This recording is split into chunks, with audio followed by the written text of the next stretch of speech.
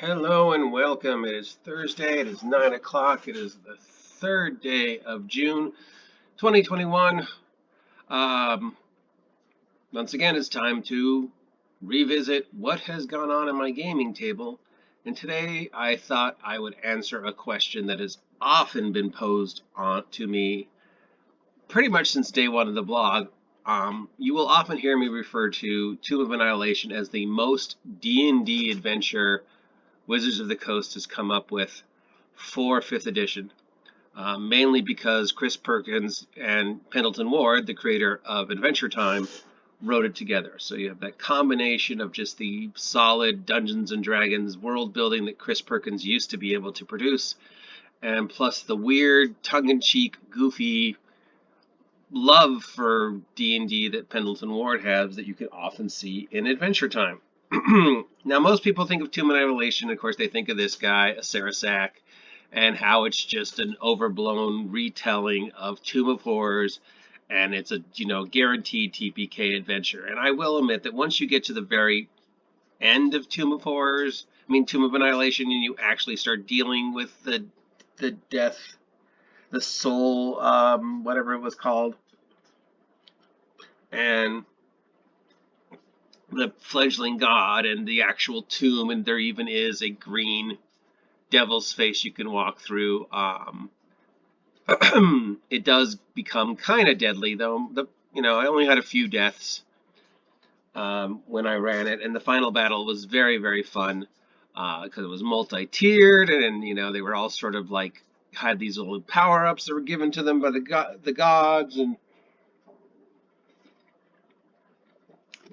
but I think if you ignore and even in we'll get to that in a second, that even into the actual end tomb, there are things in it that just sort of bring back that classic, crazy, anything goes feel of D&D. There's a time machine for some bizarre reason in the adventure. But why do I think this is the most D&D adventure that 5th edition has ever come up with? And I think you can tell from the very beginning of Tomb of Horrors. If you ignore, the story is just strange. The motivation is weird. The death curse is both devastating and makes no sense whatsoever. And there were things about the death curse that I sort of had to extrapolate on. But then you get to Chult, and you get to Port Namangoba, or whatever it was called. We could never pronounce the name right, so we just called it Port. And one of the very first things that you see is the domesticated dinosaurs. And one of the very first things your characters can do before even beginning the quest is do the dinosaur race. So in Port Nabangabaga, or whatever it was called, they have domesticated dinosaurs, and once a week they do this dinosaur race. And there is a section in the module about how the player characters can be part of the dinosaur race. And, there's dinosaurs named like Banana Candy, which I think is everybody's favorite, and Big Nose, and they can either, help with the established dinosaurs or buy their own dinosaur and race it. And when I ran it, obviously everybody fell in love with the name Banana Candy, and that was the dinosaur that they invested in. So we had toy dinosaurs, and we put them on the map, and we played out the race. But that can just sort of be boring, of just rolling dice and moving little toy dinosaurs around and trying to figure out how, so we added things like how they could, the racers could try and sabotage each other and cheat, and how the audience got involved. And then I threw in a little subplot about how the bad guys were going to try and steal the dinosaurs. So in the middle of the race, and they're all sort of getting into it, this flock of pterodactyls comes down being ridden by pirates who try and steal the dinosaurs, and then they get involved in trying to save the dinosaurs. So that wasn't necessarily part of the adventure. It was just something I sort of thought could happen. So I added it in. So right there in the very beginning, it's just sort of this is the most D&D thing you could think of. Guys racing dinosaurs through the streets of this town, and how this town would interact and how they would try and sabotage each other. And then when you get into the actual jungle, there is just something so classic, pure Dungeons and Dragons about a group of characters going through a prehistoric Jurassic jungle. It's every Ray Harryhausen movie ever. It's Jurassic Park, it's Conan.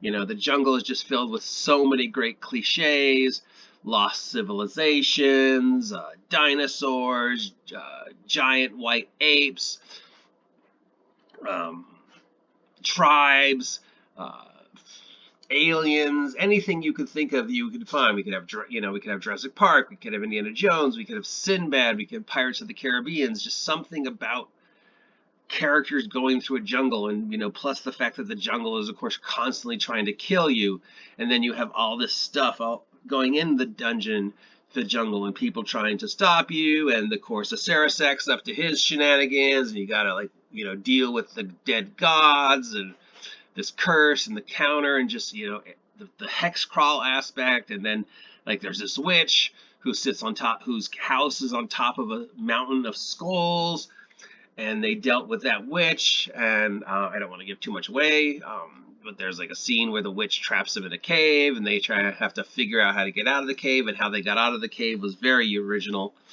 And then of course they defeat the witch, and then they're like, okay, what's the most awesome way we could get off this mountain? So they all decide to climb into the witch's cauldron and ride it down the mountain, just because it was just an awesome D&D thing that they could do, and they thought of it. It was just great describing them falling down the mountain, as the mountain's falling apart, as there's these little, the witch is dead and her little landmines are going off, her little contingencies: if I die, this happens. And just, again, things I extrapolated on based upon what I said and what they said. And of course there's there's some great classic bizarre monsters like a flail snail. And there's a scene when I was running it when one of the characters wandered off and encountered the flail snail and actually managed to get killed by a flail snail. And because it was still early on, all the guys who were playing at the table, and girls, there was girls too, somehow started building up in their mind that because this flail snail had killed this one character, it was the biggest, baddest thing in the jungle that they could encounter. I mean, dinosaurs, giant venomous snakes, evil Thulsa Doom warlocks and snake worshipping tribes. No, the scariest thing was this snail. So it almost became like Jaws for 2 or 3 episodes of the campaign, where they were like, is that the flail snail? Duh. And I'd be like, duh, duh, duh, duh. And you hear a little noise, leaves being eaten. And so, but then they realized that no, the flail snail was actually kind of a wuss. It had gotten really lucky, and the player had just a constant roll of bad rolls, and that is how the flail snail was able to kill him. Of course, it's 5th edition, so he was only dead for 20 minutes before he was able to find a way back, and stuff like that. Plus, with all the forces working back, working in the jungle to both for and against a death cult. That technically the death curse said, well, the dead can't come back, and anybody, if you weren't familiar with the plot, I don't want to give too much away, but yeah. But then that player left. I guess he was upset that he died. That's the disadvantage of running at a game store. People come and people go, but it sort of added to the flavor of just the jungle could take anybody at any minute. And there was another scene much later on where they're, in dealing with the bird people, and I'm doing the bird people like they're the Skeksis from Dark Crystal. So when they're talking to the bird people, and they're all like, yes, yeah, Dark Crystal, yes, receive, Skeksis, Gelfling you are. That just annoyed him.